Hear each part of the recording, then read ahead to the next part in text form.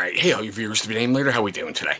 Well, this one's going to be a life vlog, and I think I'm going to call it a correction, 3 coins, and a shot. But, let's get right to it. Alright, the correction part is... how can I put this? I'm being accused of being a liar, and I'm not.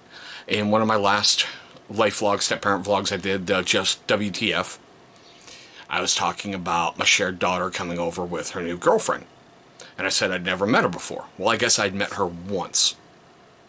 3 years ago. So that's why they're calling me a liar.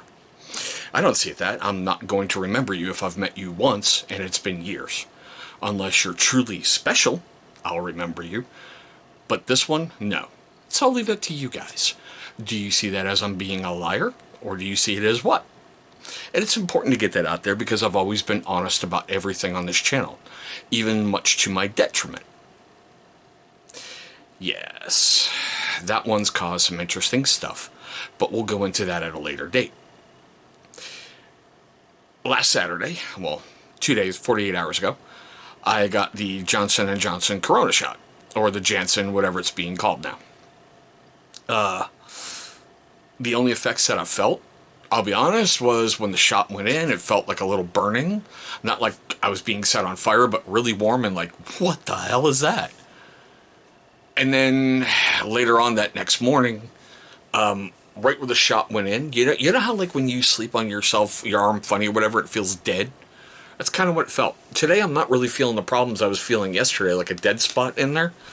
But yeah, and in the middle of Joe Bearded Life's charity auction for NF, I got really lightheaded towards the end. It was weird. It was like I'm having problems focusing. I'm having problems doing everything. And I'm glad it wrapped up, so I just popped out of the chat and just went to bed. Today, feeling fine. Things are going all right. So I haven't grown a third arm, an extra eyeball, or any other appendages popping out. No superpowers, and I love making the joke. Well, I got the shot through the VA, so you never really know what's in there, do you? But alright, so on to something else. 3 coins. Matter of fact, these 3 right here. So,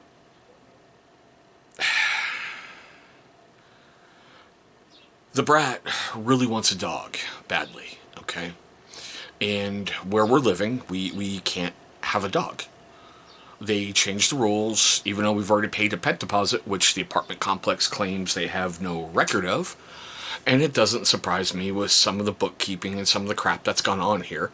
And we've been here since 2013, I think.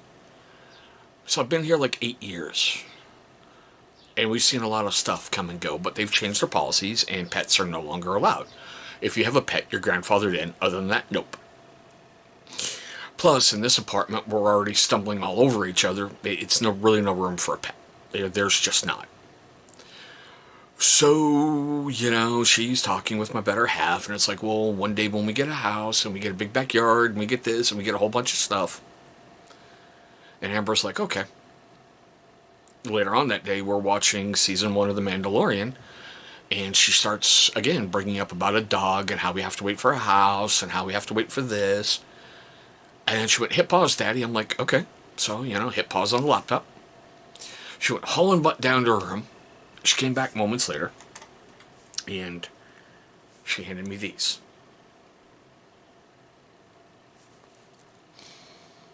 Here's the part with all the crap that's gone on this weekend and everything else that just made me break down. My daughter handed me those 3 coins, and she goes, I've been saving those in my piggy bank, but I want to give them to you to put in the bank so we can have more money faster so we can get a house.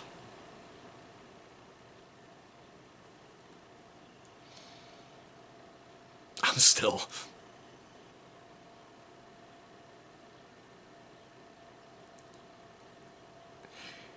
It makes me sit and think, damn, you did a good job.